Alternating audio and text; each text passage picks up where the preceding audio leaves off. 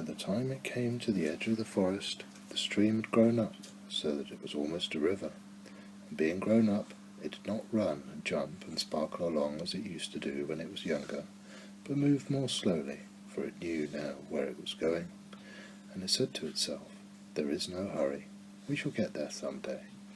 But all the little streams higher up in the forest went this way and that, quickly, eagerly, having so much to find out before it was too late. There was a broad track, almost as broad as a road, leading from the outland to the forest, but before it could come to the forest it had to cross this river. So where it crossed there was a wooden bridge, almost as broad as a road, but with wooden rails on each side of it. Christopher Robin could just get his chin onto the top rail if he wanted to, but it was more fun to stand on the bottom rail, so that he could lean right over and watch the river slipping slowly away beneath him. Pooh could get his chin onto the bottom rail if he wanted to, but it was more fun to lie down and get his head under it, and watch the river slipping slowly away beneath him. And this was the only way in which Piglet and Roo could reach the river at all, because they were too small to reach the bottom rail. So they would lie down and watch it, and it slipped away very slowly, being in no hurry to get there. One day, when Pooh was walking towards this bridge, he was trying to make up a piece of poetry about fir cones, because there were many of them lying around on each side of him, and he felt singy. So he picked a fir cone up, and looked at it, and said to himself, "This is a very good fir cone, and something ought to rhyme with it." But he couldn't think of anything, and then this came into his head suddenly. "Here is a mystery about a little fir tree.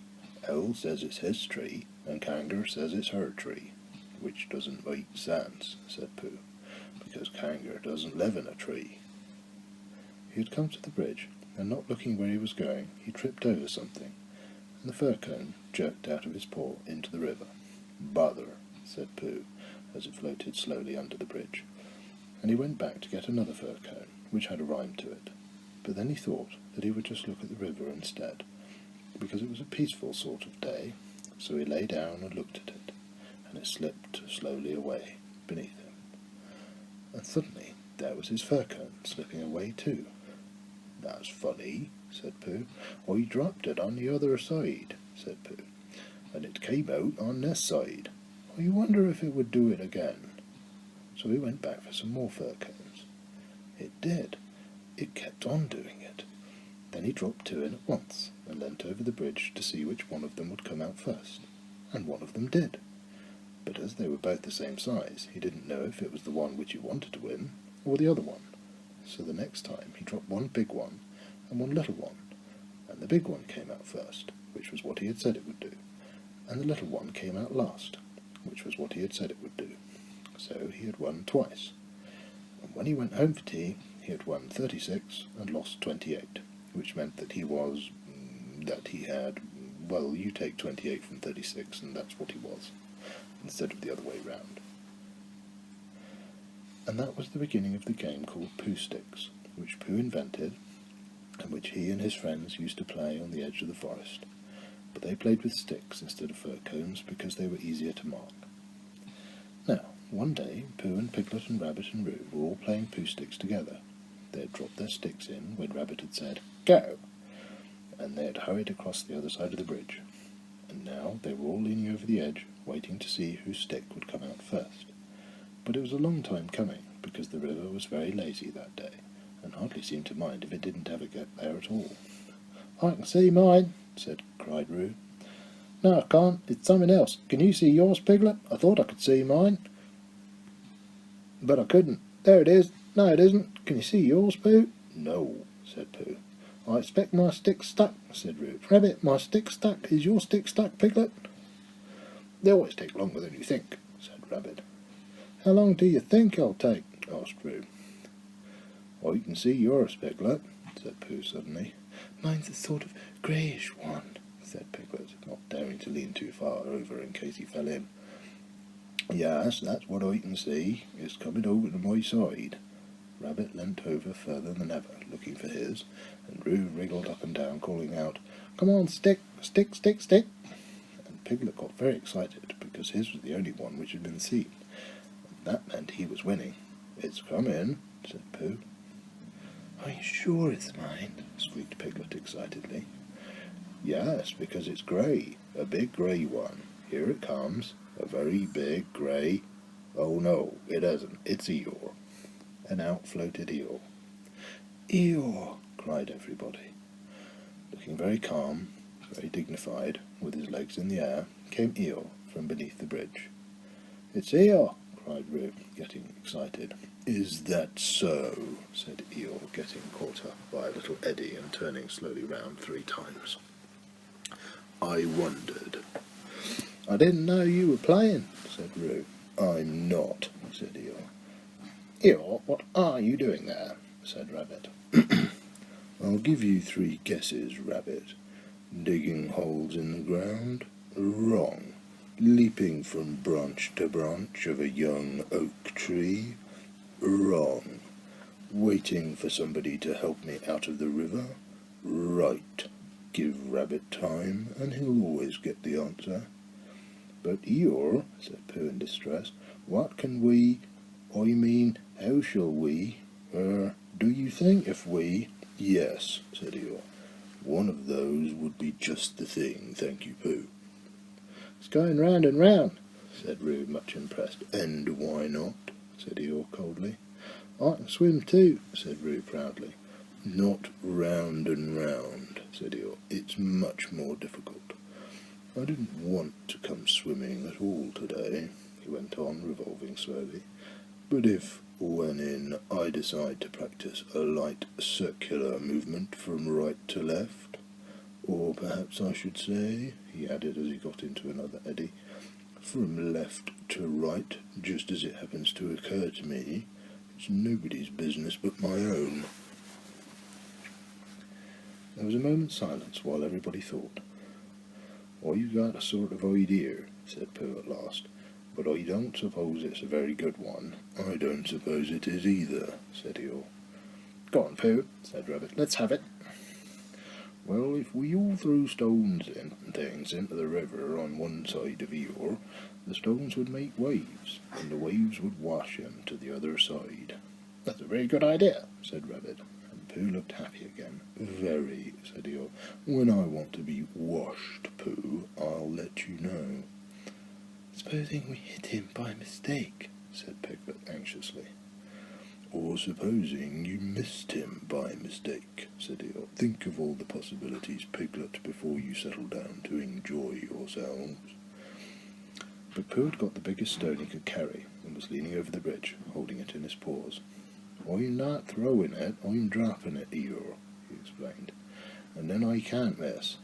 I mean, I can't hit you. Could you stop turning round for a moment, because it muddles me rather. No, said Eeyore. I like turning round. Rabbit began to feel it was time he took command. Now, Pooh, he said, when I say now, you can drop it. Eeyore, when I say now, Pooh will drop his stone. Thank you very much, Rabbit, but I suspect I shall know. Are you ready, Pooh? Piglet, give Pooh a little more room. Get back a bit there, Roo. Are you ready? No, said Eeyore. Now, said Rabbit. Pooh dropped his stone. There was a loud splash, and Eeyore disappeared. It was an anxious moment for the watchers on the bridge. They looked and looked, and even the sight of Piglet's stick coming out a little in front of Rabbit's didn't cheer them up as much as you would have expected. And then, just as Pooh was beginning to think that he must have chosen the wrong stone, or the wrong river, or the wrong day for his idea, something grey showed for a moment by the riverbank, and it got slowly bigger, and at last it was Eeyore coming out. With a shout, they rushed off the bridge and pushed and pulled at him, and soon he was standing among them again on dry land. Oh, Eeyore, you are wet, said Piglet, feeling him. Eeyore shook himself and asked someone to explain to Piglet what happened when you'd been inside a river for quite some time. Well done, Pooh, said Rabbit kindly. That was a good idea of ours. What was? Said Eeyore. Pushing you to the bank like that. Pushing me? Said Eeyore in surprise. Pushing me? You didn't think I was hushed, did you? I dived. Pooh dropped a large stone on me, and so not to be struck heavily on the chest, I dived and swam to the bank. really?" whispered Piglet to Pooh so as to comfort him. "I didn't think I did," said Pooh anxiously. "It's just Eeyore," said Piglet. "I thought your idea was a very good idea." Pooh began to feel a little more comfortable, because when you're a bear of very little brain, and you think of things, you find sometimes that a thing which seemed very thingish inside you is quite different when it gets out into the open and has other people looking at it. And anyhow, Eeyore was in the river, and now he wasn't, so it hadn't done any harm. "How did you fall in, Eeyore?" asked Rabbit, as he dried him with Piglet's handkerchief. "I didn't," said Eeyore. "But how?" "I was bounced," said Eeyore. "Oh," said Roo excitedly. "Did somebody push you?" "Somebody bounced me. I was just thinking by the side of the river, thinking, if any of you know what that means, when I received a loud bounce." "Oh, Eeyore," said everyone. "Are you sure you didn't slip?" asked Rabbit wisely. "Of course I slipped. If you're standing on the slippery bank of a river and somebody bounces you loudly from behind, you slip. What did you think I'd do?" "But who did it?" asked Roo. Eeyore didn't answer. "I expect it was Tigger," said Piglet nervously.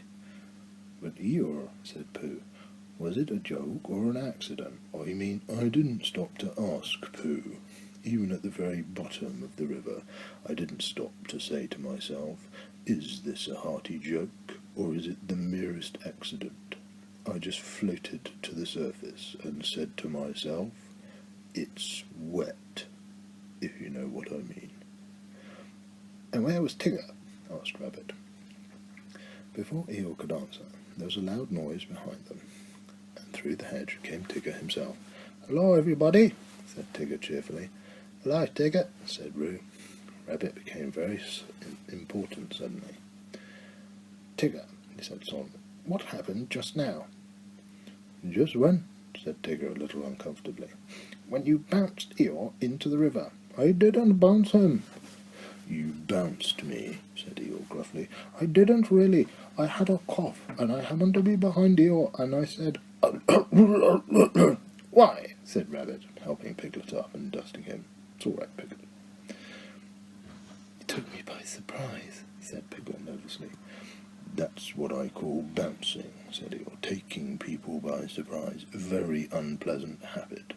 I don't mind Tigger being in the forest," he went on, "because it's a large forest, and there's plenty of room to bounce in it. But I don't see why he should come to my little corner of it and bounce there. It isn't as if there's anything very wonderful about my little corner.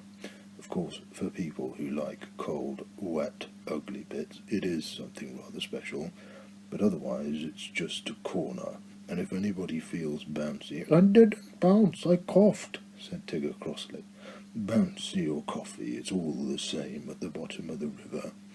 "Well," said Rabbit, "all I can say is, well, here's Christopher Robin, so he can say it." Christopher Robin came down from the forest to the bridge, feeling all sunny and careless, and just as if twice 19 didn't matter a bit. And as it didn't on such a happy afternoon, and he thought that if he stood on the bottom rail of the bridge and leant over and watched the river slipping slowly away beneath him, then he would suddenly know everything there was to be known, and he could be able to tell Pooh, who wasn't quite sure about some of it. But when he got to the bridge and saw all the animals there, then he knew it wasn't that kind of day after all, but the other kind, where you wanted to do something. "It's like this, Christopher Robin," began Rabbit. "Tigger..." "No, I didn't," said Tigger. "Well, anyhow, there I was," said Eeyore. "But I don't think he meant to," said Pooh. "It just is bouncy," said Piglet, "and he can't help it." "Try bouncy me, Tigger," said Roo eagerly. "Eeyore, Tigger's going to try me. Piglet, do you think..." "Yes, yes," said Rabbit. "We don't all want to speak at once. The point is, what does Christopher Robin think about it?" "All I did was coughed," said Tigger. "He bounced," said Eeyore. "Well, I sort of boffed," said Tigger. "Hush," said Rabbit, holding up his paw. "What does Christopher Robin think about it all? That's the point." "Well," said Christopher Robin, not quite sure what it was all about, "I think..." "Yes," said everybody. "I think we all ought to play Poohsticks." So they did, and Eeyore, who had never played it before, won more times than anybody else, and Roo fell in twice, the first time by accident, and the second time on purpose, because he suddenly saw Kanker coming from the forest, and he knew he'd have to go to bed anyhow. So then Rabbit said he'd go with them, and Tigger and Eeyore went off together, because Eeyore wanted to tell Tigger how to win at Poohsticks, which you do by letting your stick drop in a twitchy sort of way, if you understand what I mean, Tigger. And Christopher Robin and Pooh and Piglet were left on the bridge by themselves. For a long time they looked at the river beneath them, saying nothing, and the river said nothing too, for it felt very quiet and peaceful on this summer afternoon. "Tigger's all right, really," said Piglet lazily. "Of course he is," said Christopher Robin. "Everybody is, really," said Pooh. "That's what I think," said Pooh. "But I don't suppose I'm right," he said. "Of course you are," said Christopher